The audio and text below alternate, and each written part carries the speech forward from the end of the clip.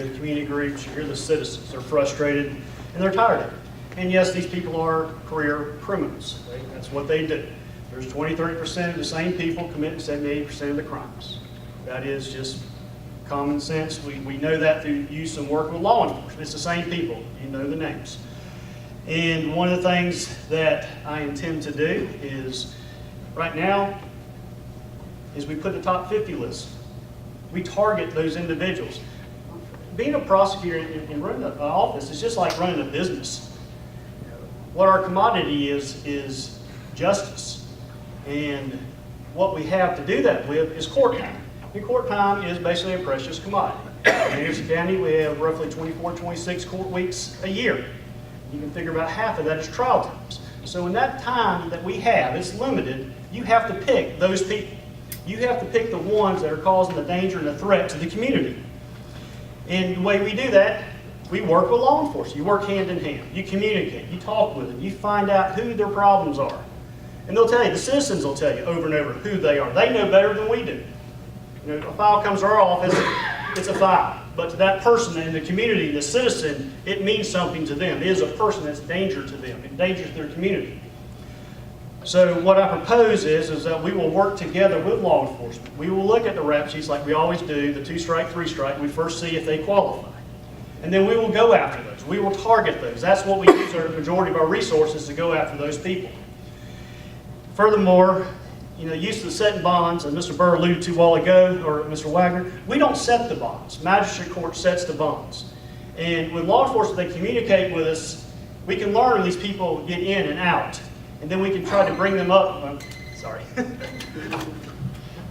Wilson, would you want to add something to what you originally said? Thank you. That's where I stopped a while ago. The two recent high-speed chases we had over here, where Sheriff Crenshaw, I think, was actually nearly a victim in that. Both of those cases involved people who were already out on bond. I've personally seen cases where a young woman had 5 trafficking meth charges. He got a PR bond. One of my things, I worked as a prosecutor years ago. I was trained by Dick Harpoolian, who's one of the smartest lawyers I've ever associated with. He started a lateral prosecution where the attorneys worked with law enforcement from day one all the way through. Another thing that we always did in Richland County, a prosecutor was at the bond hearing. And if you stand up there and say, Judge, here's this rap sheet, and you tell them all the facts, that person's staying in jail. He could not live with the pressure he would get if he didn't do it. Nobody's showing up and telling him. And so they think it's a first-time offense. They have a drug program to start recently, but when you're in the drug program, your rap sheet disappears. There was one guy, and I won't call him by name, but that got in the drug program, went to Georgia, was involved in a big drug sting, a big case there. He got out because they didn't know he had a record. He had 5 or 6 pending charges right here. So I think if the prosecutors work harder, work with law enforcement, show up, talking about the court time. I've been working up here 11 years. I've never seen a term of court where they didn't run out of stuff to do before the judge left. And I think we have court time. We need to work hard as prosecutors, get organized, and use the time that we have. People sit in jail for 2 or 3 years. That makes no sense to me at all. I mean, you control the docket. I don't even think prosecutors need to control the docket. Just take them to line up oldest first, line them up for trial. Had one recently two months ago. We have one person on the docket. He fired his lawyer. They sent the judge back home, sent the jury back home. That's ridiculous. They should have had case 2, 3, or 4, keep bringing them in, lining them up, knocking them down. They wouldn't sit in jail for 2 years. Thank you. Thank you. I think you guys have kind of read the questions I've got because you both touched on it. The next one, which we'll start with Mr. Wagner. How would you define the role that should exist between law enforcement and prosecutor's office? Well, we're not a rubber stamp for law enforcement, and since I've been prosecuting, we're not a rubber stamp for law enforcement. We have a totally different job. Our job is to seek justice. Their job is to keep the peace, arrest people that have been and charge people with crimes. And our job is to evaluate that evidence, make sure that that evidence is there and that it's sufficient and that it's accurate. There's lots of times when police charge people and they're not guilty of what they're charged with, or they undercharged them. They actually were probably guilty of something a lot more serious. And so our job is to look at that, evaluate the evidence that they give us, try to figure out what evidence is missing, what else do we need. We routinely go back to the sheriff's office and other departments, say, look, we need this, we need that, you know, you need to get it. Also times we go back and we tell them, hey, you know, it's not there. You charge this guy with this crime or this person with this crime, and there's certain elements in every crime. You have certain elements that have to be met, and if those elements aren't there, it's the crime's not there. It may be something of a lesser degree. It may be something more serious. It may be something totally different than what they're charged with. But if the elements aren't there, the crime's not there, we evaluate that. We don't do exactly just what law enforcement tells us to do. That's not our job. And it goes on up the chain from there too. The judges have a totally different role than we do. And they have it, you know, the whole system is basically set up like a funnel. And you get a lot of cases coming in, they're weeded out all the way down to the ones that go to trial, and then those people are tried, and if they're convicted, they're sentenced. But that's the way it's set up, and that's the way we take our job very seriously.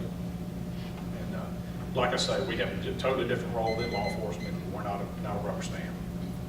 Ma'am?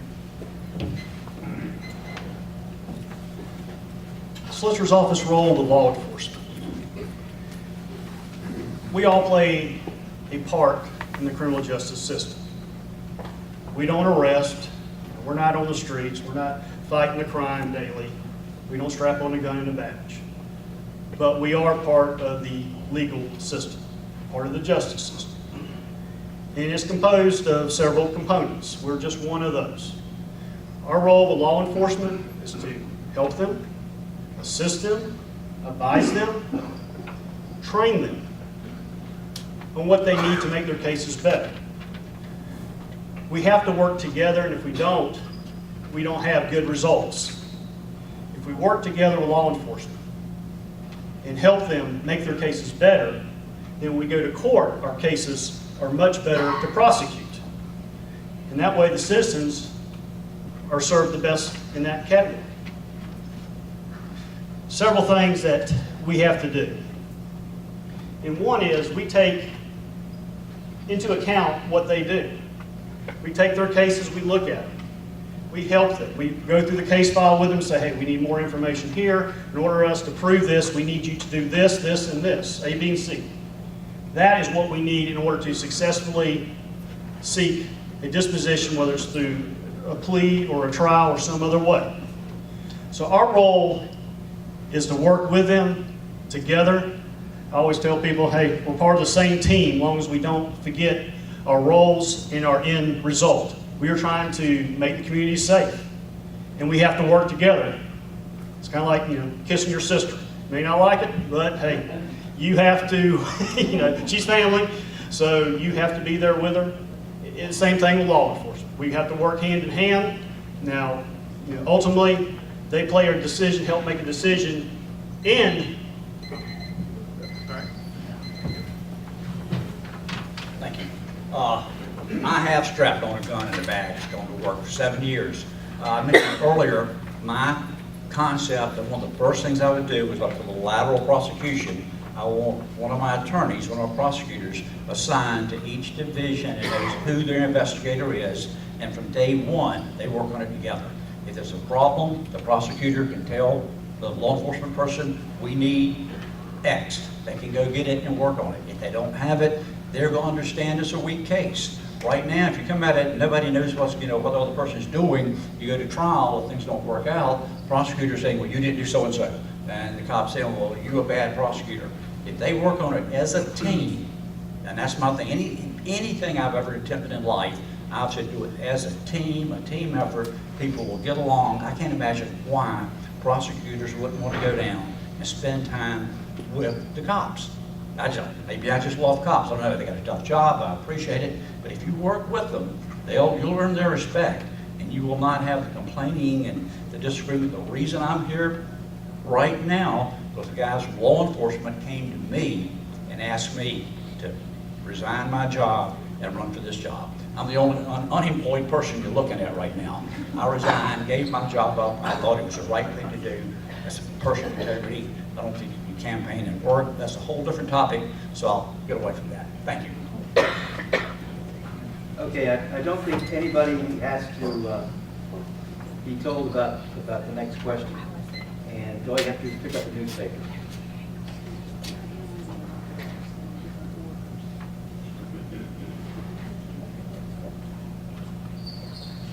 Okay, I have to ask you in different orders to answer the question. Okay, this question is, if illegal drugs are directly or indirectly connected to most cases, what do you see as your role in the war on drugs? Mr. Burr, since you just answered, we'll have Mr. Wagner answer this one.